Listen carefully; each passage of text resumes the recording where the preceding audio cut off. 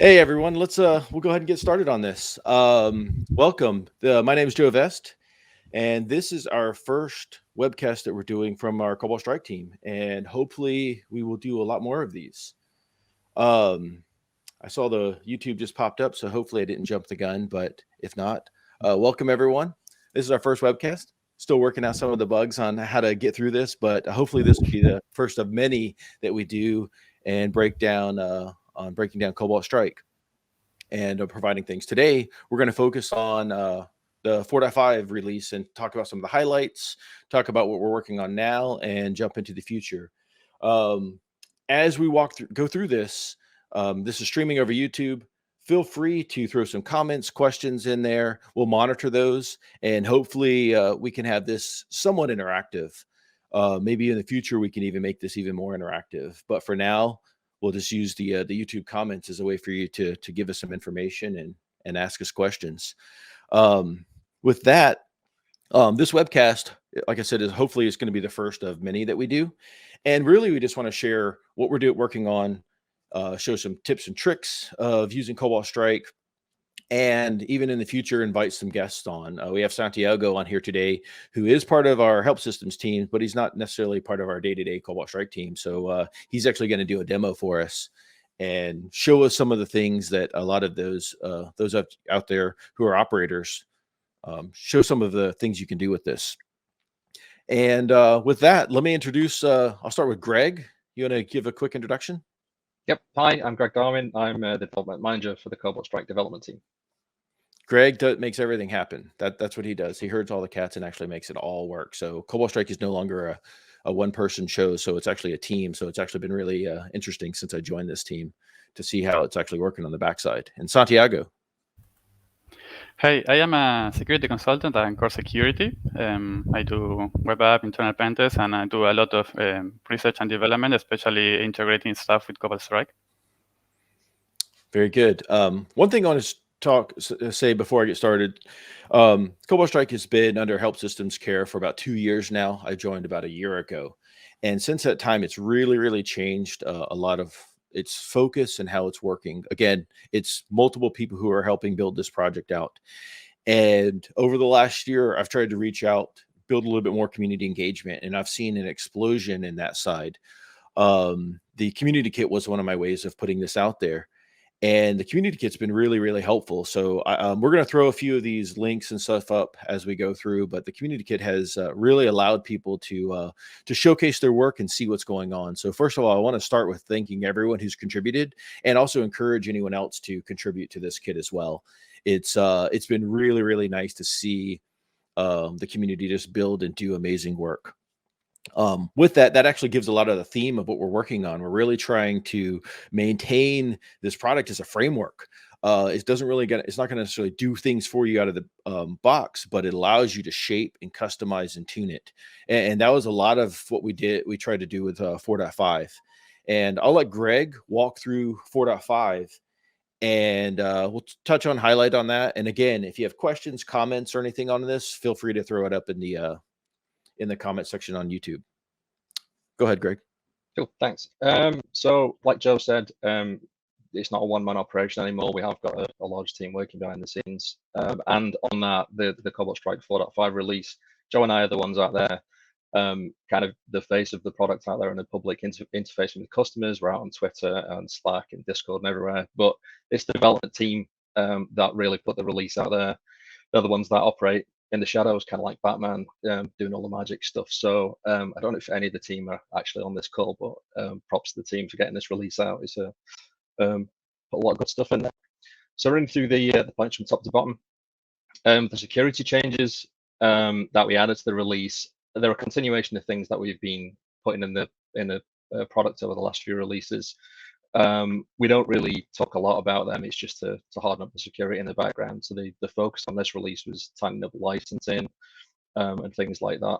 And that will be a part of the roadmap moving forward as well. Moving on to process injection, like Joe said, the philosophy behind Cobalt Strike is that it's a framework. That's always been the case. We're aiming to add flexibility, allowing users to bring their own tool into the product. And this change definitely plays into that ethos. Prior to this change going ahead, the only process injection options that we had was the built-in fork and run options, which is stable but not very good for OPSEC. So what we've tried to do is add a couple of changes in there to add some more flexibility to that.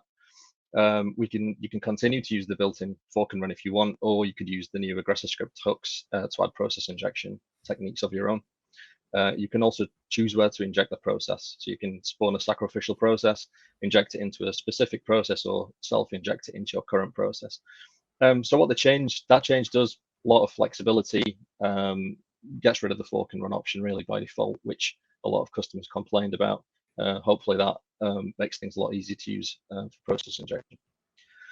Moving on to the max retry. And by the way, Joe, if you want to jump in and add a bit more technical context to anything. Yeah, on given time, I'm going to go through demonstrate some of the process injection pieces. But again, sure. I mentioned this is all part of the as a framework. So everything we're doing is you could call it the API of Cobalt Strike as part of the aggressor script.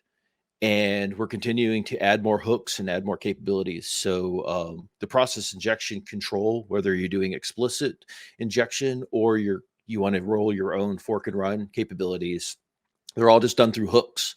So you modify the hook, and that hook will call the code that you wrote and is used in not all post-exploitation capabilities, but a number of them. And the instructions show that the documentation outlines which fork and run capability, which post-exploitation capabilities are actually used, but most of them are done. So it actually does give you some flexibility on your OPSEC. So that one's actually pretty interesting to see. So on the max retry feature, this was a customer suggestion, and we do encourage a lot of customer feedback. Our roadmaps are built around customer requests. Like I said, Joe and I are out there. We're on Twitter and Slack and Discord. If you have any requests, feel free to email them in to customer support as well. If you can't reach us on any of those other methods that were out there, it's important for us to make the product work for customers. There's no point us putting features into the product that look cool for us because we're not the ones using that out there in the end user environment. So this feature, like I said, customer request. A customer came and talked to us and said that one of the problems that they had regularly was that if their team server is suddenly inaccessible, then beacons on the target will continue to try and call back until they're eventually caught. So they wanted to do something about that. There is flexibility in there with the scripting, but obviously it wasn't something they could solve on their own. What we've done here is made Beacon a little bit smarter. So we've added an option to Beacon, which tells it to exit after a specific failure count. So as it's going through and trying to call back, if that fails, you can now tell it after a certain number of failures, then exit. While it's doing that, when it hits the threshold, it'll start to adjust the sleep time to a value that you can specify as well. So sleep will get longer and longer until eventually it realizes that it's not going to be able to call back at all, and then it'll exit. So it stops it getting caught on target. We've got a number of default built-in options that we ship, but if you want to add your own, then you can do that with aggressor script hooks. And also, it's important to note that this isn't a feature that's either or with the existing host rotation strategy. It does mesh into the existing host rotation strategy, so you can use them side by side. And the change is available for HTTP, HTTPS, and DNS beacons. Yeah, and the blog post that we have that's posted out there kind of explains the math behind how this works. It can get a little confusing. And we do have some strategies built in. So if you use the GUI to drop down and click things, that's great. But they're 100% flexible. So you can write your own. So you can actually change those hooks and create your own.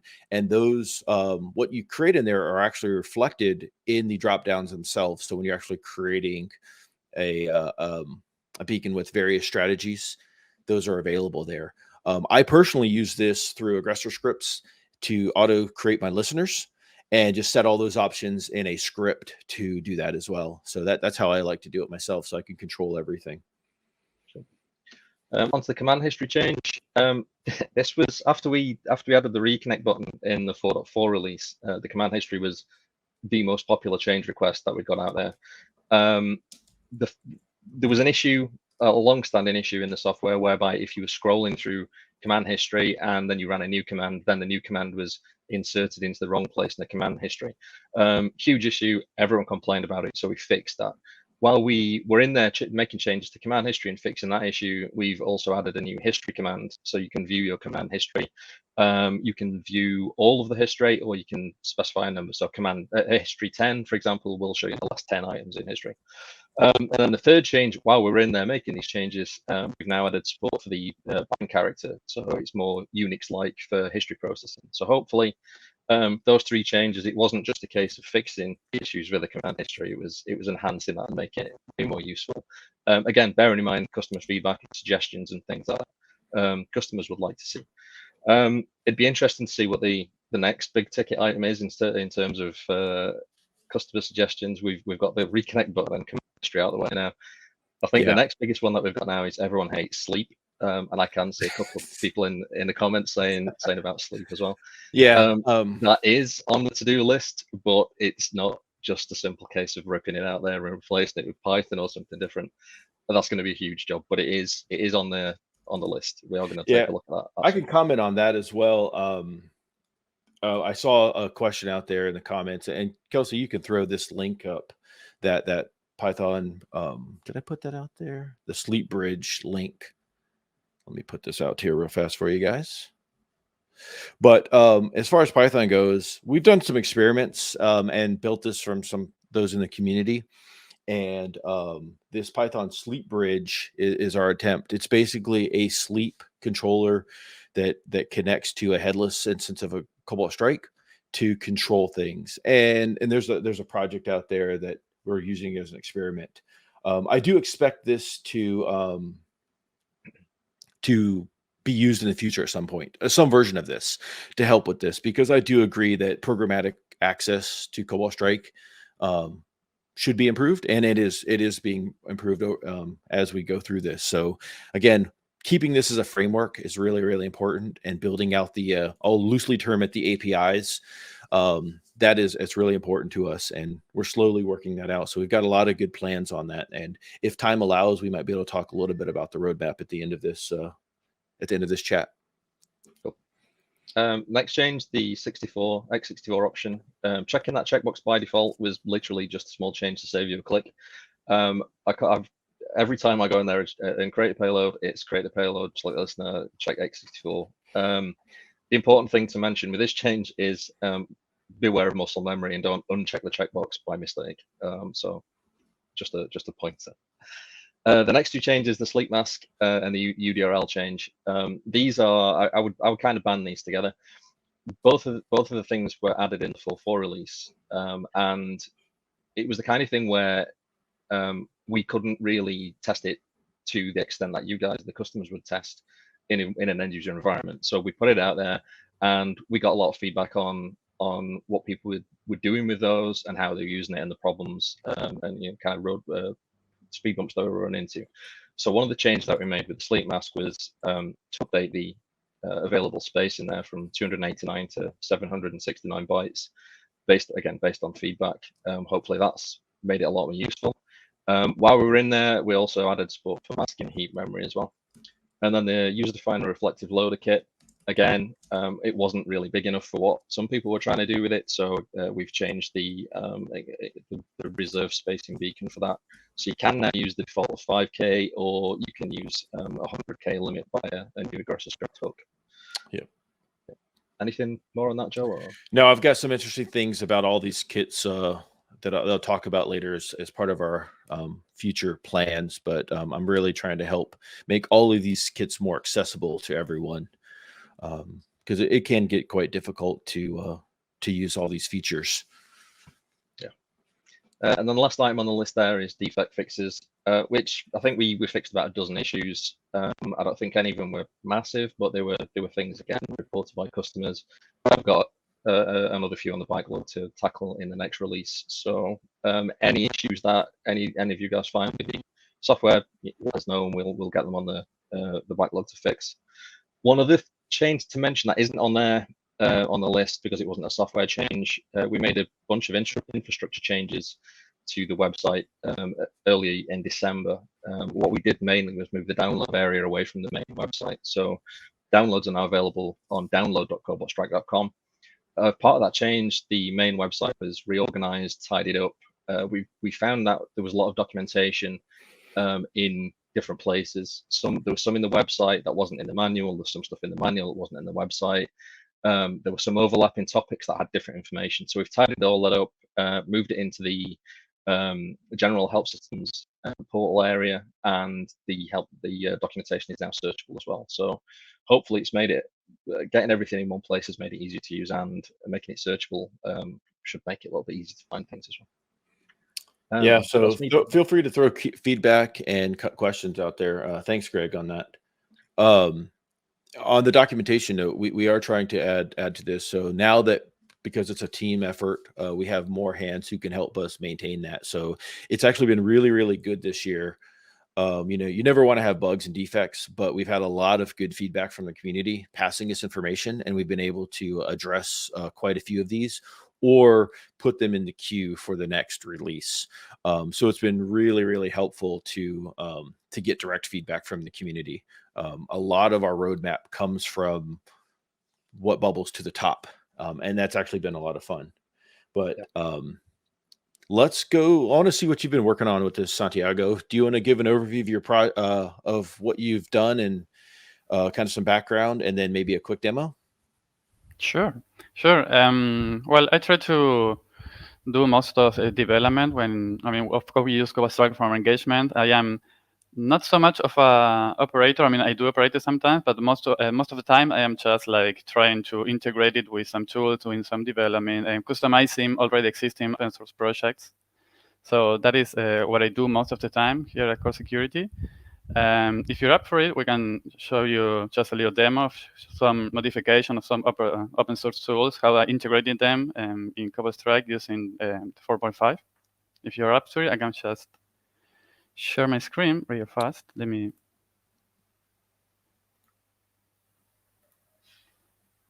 1 second. Let me know if you can see my Cobalt Strike console. I can see it. All right, great. So first of all, I am going to use Focus Loader as a user-defined reflective loader. What I really like about this project, first of all, it's mainly written in assembly, which makes it both very small and very efficient. It supports a lot of great functionalities. For example, you can disable AMSI, event trace for Windows, and that is optional, which is actually pretty cool. It supports direct system calls to evade userland hooks. It has support for 32-bit and even WoW64 processes. That is 32-bit processes running on 64-bit machines. So it pretty much runs everywhere, and it's quite stealthy. Being able to specify how beacon is going to look in memory is actually super, super important, super powerful technique. So let's just go to the script console and let's generate a new executable. You can see the 64 payload already checked. Let's create some position-independent shellcode. I'm going to select my listener. And when we generate, we can already see on the script console that is using this Focus loader, right? So our own reflective loader, we save it on this folder, and next we can go to the Windows machine, and I am going to use a small program. What it does is basically loads this shellcode on memory, it switches to executable, and then jumps to it. How you run the shellcode, that is up to you. This is just like for proof of concept. So once I run, I click. Now we get a new beacon, which is great.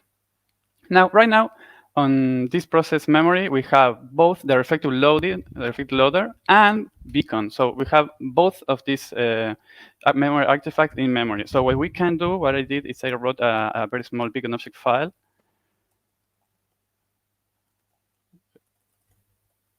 Which what it's going to do is going to look in memory, find the reflective loader, which it has already done its job, and free that memory so that we just have one less memory artifact to be found, right? So now we can simply go ahead and Question Yeah, on that. You wrote that because our current default reflective loader does not have a built-in way to clear itself. And yeah, you wanted to, once you run the loader, you're done with that. You wanted exactly. to clear that memory. Yeah. Yeah, So it already did its thing, so I don't really care about it anymore, and yeah. it's just sitting in memory. So Yep. I just And, like look for every memory pages until I find I find it. and this is the although Santiago, yes, he's part of help systems. He's really just another user of these Mm, tools, and this is a totally. perfect example of us trying to work with people and seeing how people actually use this, which is why I like to see what people's doing in the community kit, because this is a really, really good feature that we're already tracking this information. It would not be difficult for us to add to be built in. Of course. But then again, it had the flexibility for him to run that himself. So when I saw this, I thought that was really interesting. It just wasn't part of our roadmap, and but now it can be. Totally. So let's just run a screenshot. I mean, what I'm trying to show right here is that I am using a customized version of I never remember this name. I think it is AJPC 500. It has like a buffs repository, and I just cloned those and modified it here and there. So what I'm going to do is just create a sacrificial process and inject into it with this custom implementation, right?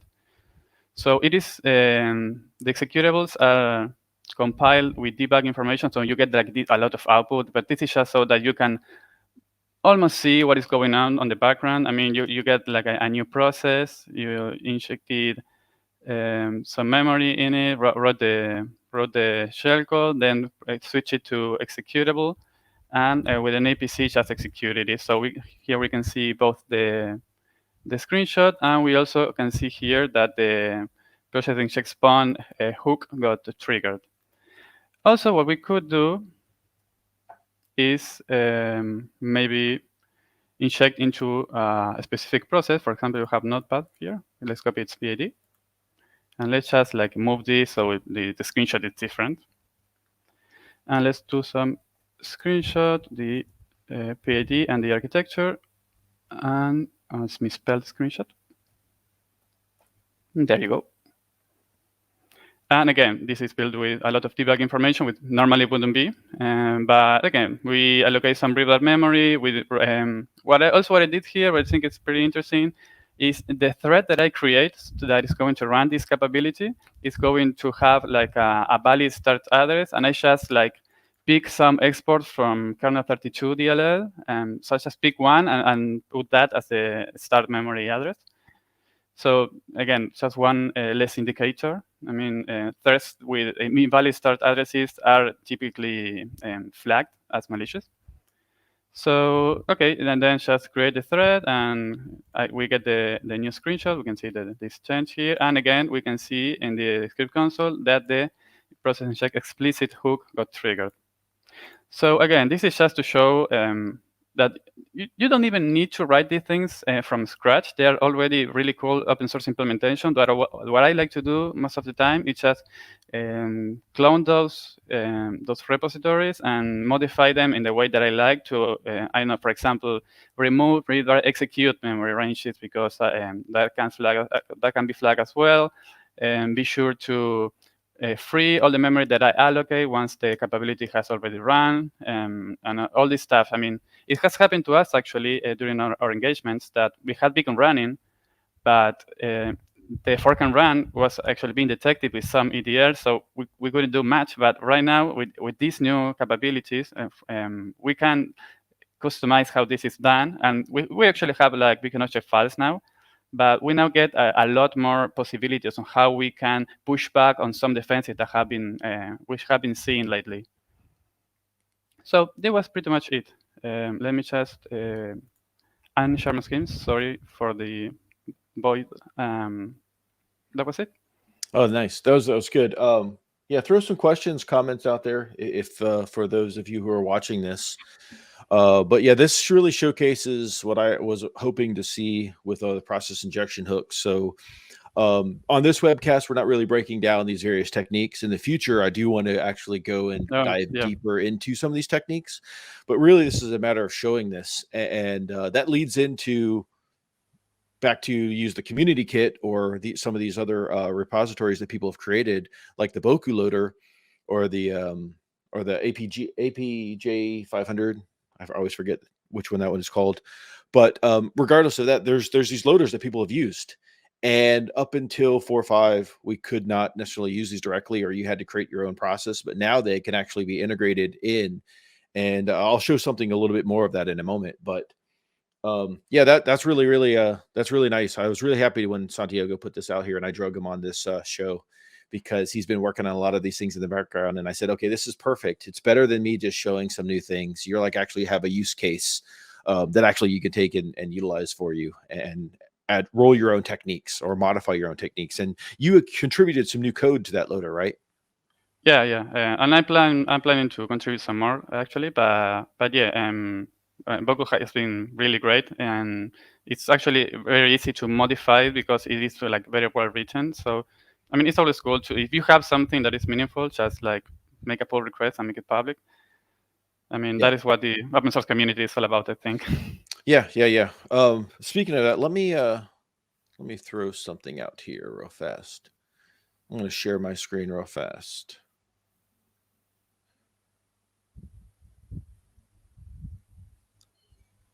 All right. Can you see it now? Yep. Good to go. Okay. Yeah. So a lot of what he's talking about, and some of you've seen this community kit, some of you have not. But really, this is just it's just a GitHub repo that automatically creates this little website here. But it's just a set of repositories that people have sent me, and I do a little bit of editing and I throw them out here on this list. But what I like to do is I see this and I can see things that have been edited and updated. So I can actually see this Boku loader was just updated on the 20th. So I can look and see what's going on, what changes have made.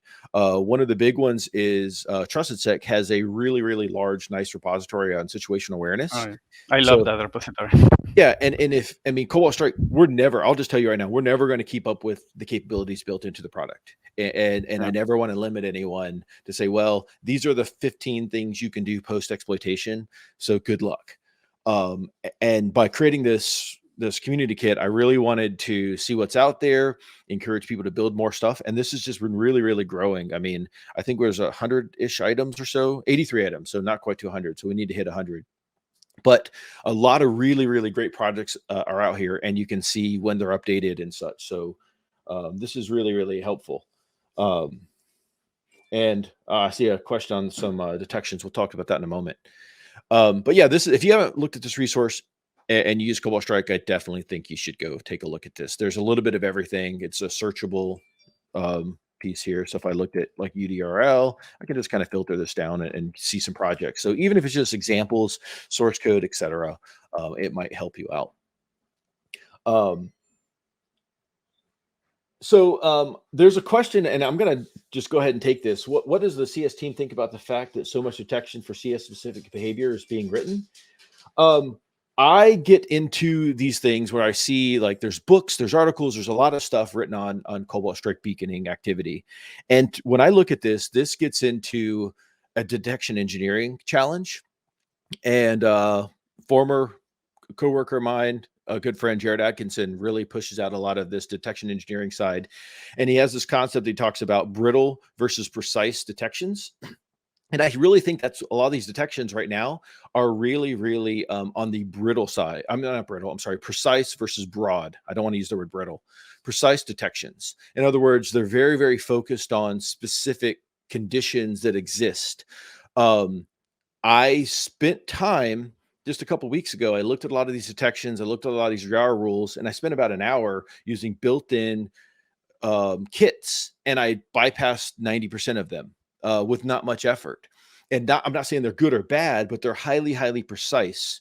So a lot of these detections, as an operator, a red team operator, we have a lot of opportunity to utilize this kind of tool to demonstrate the over-reliance on these very very precise detections. Now there's value in that, and I don't going to get into the whole detection engineering side, but that's really what I see is many of these detections are just very precise, and it doesn't take a lot. If you understand the mechanics behind this, it's fairly simple to get around a lot of these. Not all of these, but as far as like the core beaconing core product that's there, to me as an operator, I like to push things into the post exploitation side where we have less control. I may have execution on a target, I may have control over a system, but once I start to lateral move, PrivX, do all these things, you really start to shift into a whole different realm. And to be honest, it doesn't matter what C2 you use, you're doing different activities. And that is really what I look at as a goal from, especially now that I'm on a team who's building out command and control frameworks. I want to be able to minimize your footprint from a C2 side and push you into other areas so that you can test your detection hypothesis and just measure your capabilities to defend a variety of techniques. Maybe that answered the question. But I do want to show one more thing that kind of piggybacks on what Santiago was talking about. And this is what we will be releasing. Right now it's called the Arsenal Kit. And it's really it's all of the kits into a single project. And this is a beta version that I'm showing right now. And I actually really like doing this because now I can just run this. It compiles everything and I have a single aggressor script to load and it loads everything for me. And it's providing some better context and user feedback to know things are working.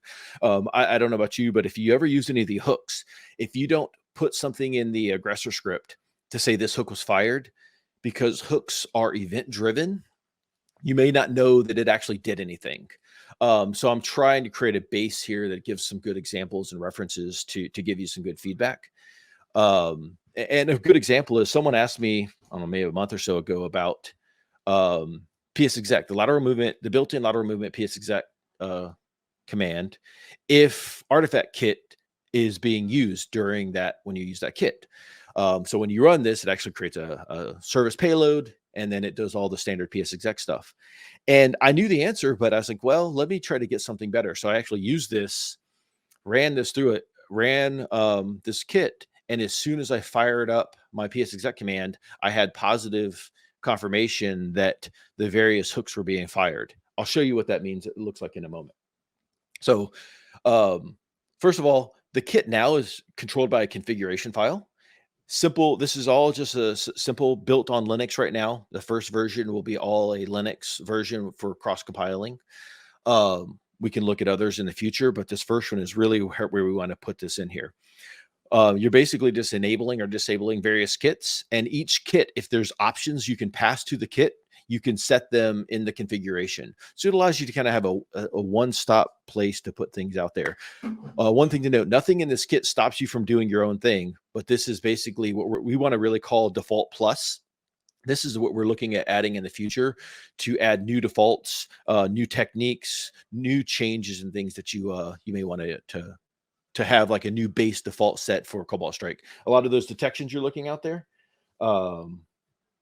then a lot of those detections out there can be tested by just flipping some of these things in this kit.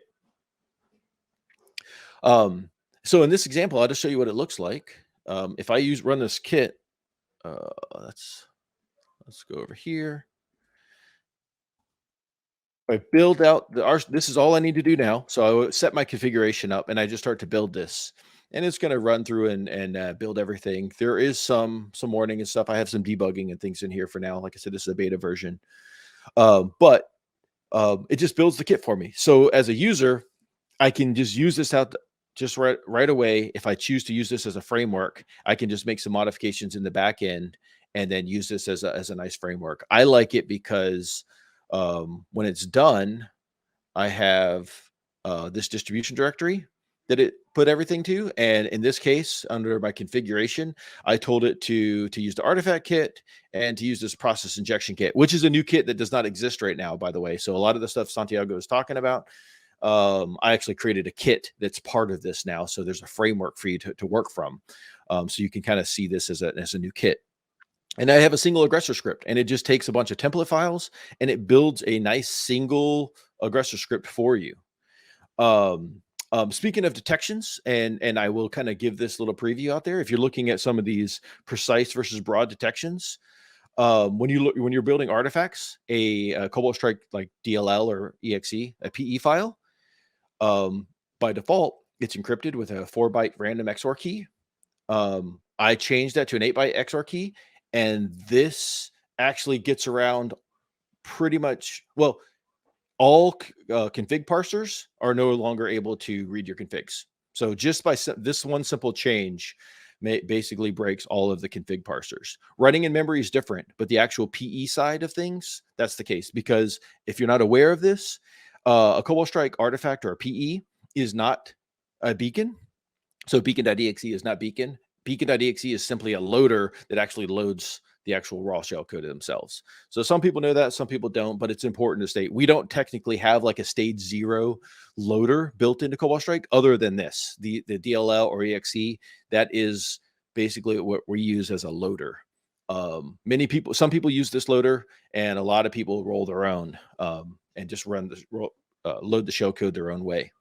But just as an example, these are some of the ways we can change a lot of the defaults. And we have a single aggressor script. And all that does is when I run this, I would load this here. All right, let me get this thing. There we go. Let me unload that BOF template I was working on. So I just loaded the artifact kit, and if I just reload this thing under the script console, I like to put things in the script console as a quick kind of debugging something output, so you can see that, hey, this loaded, and oh man, Mac, why are you doing that to me? And you can just see it loaded these various kits. So this is some of that positive feedback that I like to have, to know that things are working the way I expected. And because of this, I have the artifact kit. So if I generate an artifact, if I go to packages, I just create like a beacon.exe, I'll save this. What you're going to see is that hook was called. So anytime this hook is called, because these are event-driven activities, hooks are always event-driven, you can see this. So I tried to put things in here, and if we look at the code, you can actually see it trying to pull information like, where did it pull this from? How big was it? It just pulls some information. So I know that that hook was actually called, and it was my hook, because Cobalt Strike, often if it has a failure or if it doesn't load the hook, it'll go back to its default state. So this allows me to know that beacon.exe was actually created utilizing my what I put in the artifact kit. So yeah, that actually happens to me, Joe, sometimes when I'm modifying some implementation, whether it's a reflective loader, and when sometimes I make a mistake and the beacon object file, the resulting beacon object file is invalid for some reason. And most of the time, Cobalt Strike detects that, and sometimes silently just uses the default. So, and what I like about that is in the script console, I can just be sure that it is my code that is running. Yep, and just as a to show, all I do on this is part of the kit. I create a couple of these print messages, print info. These are just some functions I added: print info, print error. And it allows me to just kind of flavor these, and I can utilize these throughout the entire kit. So it just allows me to have a little bit more visual of what's going on, and to know that in this case, the Arsenal kit, I'm not sure if that actually zooms for you guys there, but the Arsenal kit, oh, is it zooming? Oh, that is nice. So you can actually see the Arsenal kit is what loaded, and yes, this is all called so this is the artifact portion of the Arsenal kit that it was actually loaded. And to show some of the things that Greg mentioned earlier, kind of flip over here. If you've not done this yet, history command. So I ran a bunch of commands earlier. You can run history, see what's going on, and if I wanted to redo one, I can actually kind of do what you might be used to on a Linux command line, and that was just did a bang 2, and you just said it reran PS. So the order of history is now correct in the sense that it's stacked on top of each other. So as I press the up arrow, it will go in a logical order. So it doesn't actually insert that back in there. It's always putting it at the bottom. So the last command you did should be the next thing you see. So it's much more friendly. So that that is a huge piece to me. Just try to make it a little bit easier to a little bit more user friendly on that side. And then let me show. So Santiago showed some process injection, and when you looked at my kit over here, I added this process inject kit. This is just using some default. The actual techniques I'm doing are not important in this example. These are just some solid, just plain process injection techniques. They can be ripped out and put whatever you want in there, as Santiago did. But what I want to show is some of the feedback that we're trying to use and trying to build this arsenal kit as something new. So I can do a screenshot, this plain run screenshot, and process inject using fork and run. So these are some of the messages I'm throwing out there because I wanted you to know that that's doing fork and run because I did not specify a process to go into. And if I look at the script console, we can actually see that the process inject spawn hook was called. So if you learn what that hook is, you know that that's part of the fork and run hook that you can change how that's done. And more positive feedback that your hook was actually done. And I can actually do the same. Screenshot. What is my pit? I'm going to inject into myself. And x64. So I'll just inject into my own process, into my own beacon, and run it this way. So now it's going to do explicit injection. So not fork and run. It's actually using whatever process you specified.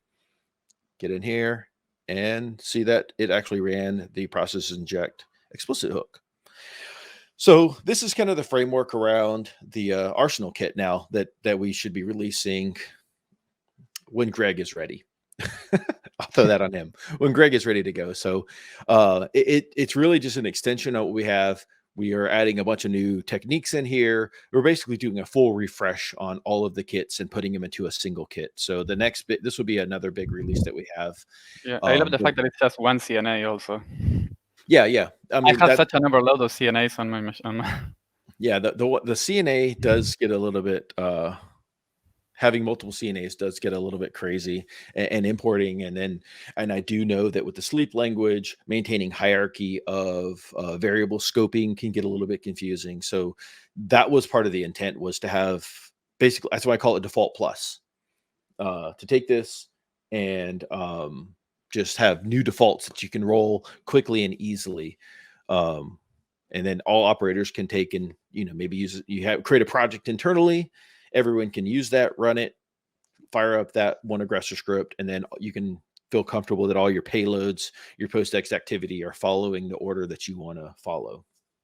So I'm not seeing any other questions, comments out there. Greg, Santiago, anything you guys want to add to this?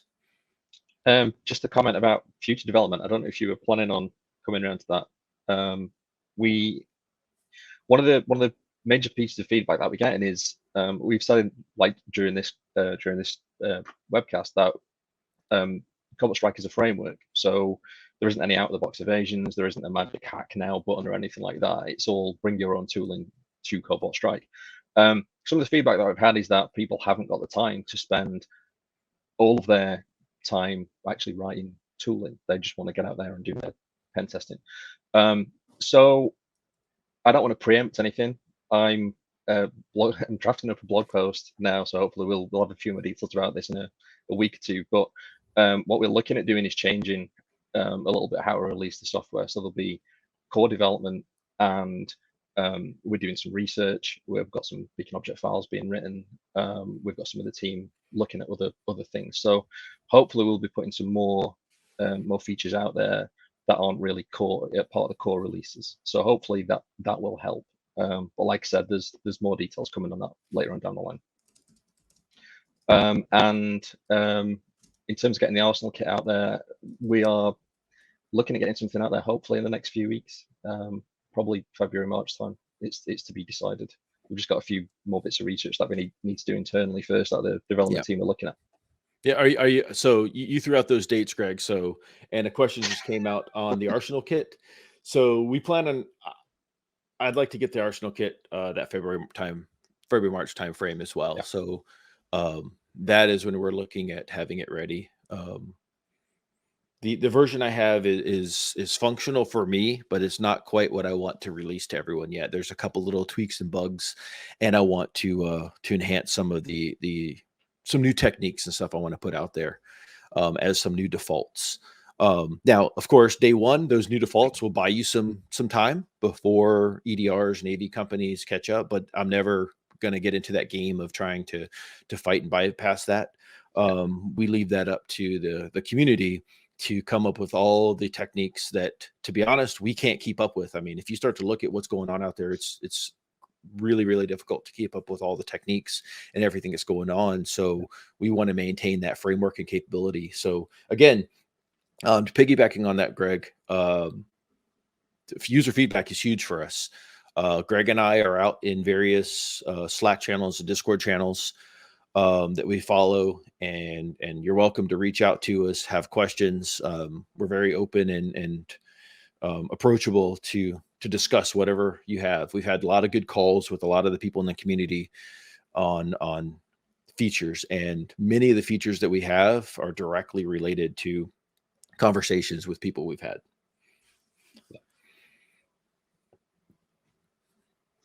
So, well, Great. Go ahead.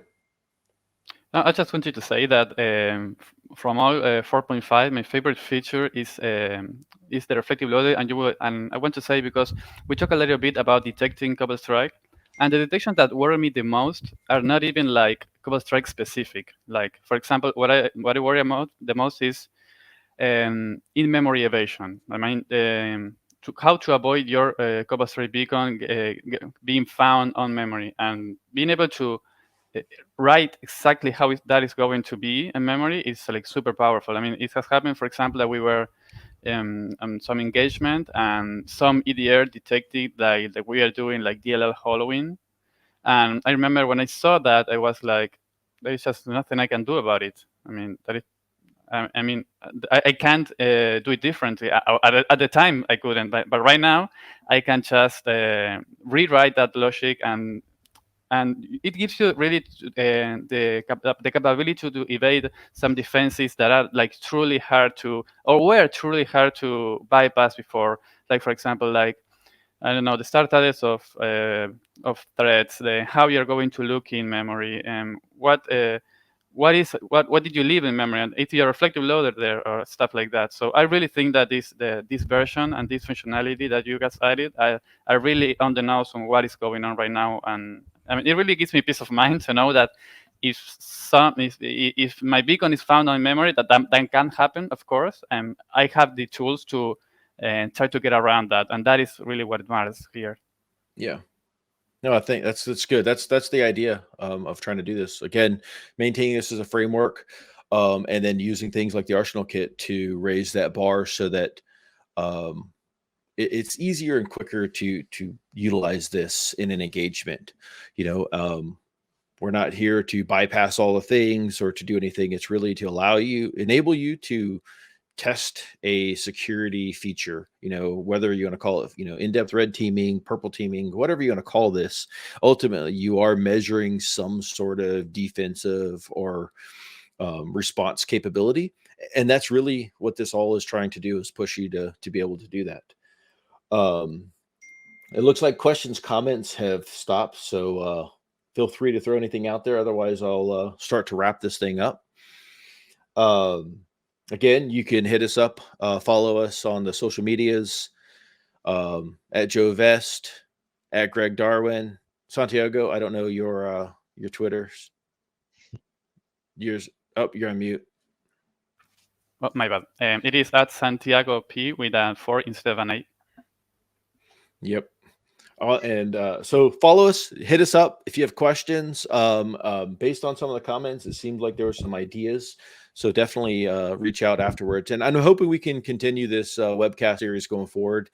And I would like to, if you have questions or feedback on what topics you'd like, I'd love to hear that. I do expect us to start inviting guests who've done some interesting work to really break down in detail some of the things we wanted. So we wanted to keep this a little bit higher level, not go too in-depth technical, but if that is of interest, we'll definitely do that next time. That would be nice. Yeah. Closing comments? Anything, Greg? I just want to, saying that there's a team behind Cobalt Strike, I just want to throw out a thanks to Kelsey and Colleen behind the scenes for pulling the strings, making this look good. Oh yeah. They're definitely doing that in the background, making this work. So I'm happy with the format that they have for us. So I do want to thank everyone, and I will say it's really, really interesting to work on the team. There's team members here that are not on this chat right now who are actually the heavy lifters doing all of the interesting work. There's some really, really interesting things happening in the back end, and Cobalt Strike will hit its 10-year mark this year. So all you other old timers out here who've seen it from the beginning, there's a lot of things that are going on, and this project is we're really trying to push forward on that to have a new, just keep it very, very relevant and useful as we go forward. So, all right, thanks everyone. Thanks everyone. All right, Bye. Bye.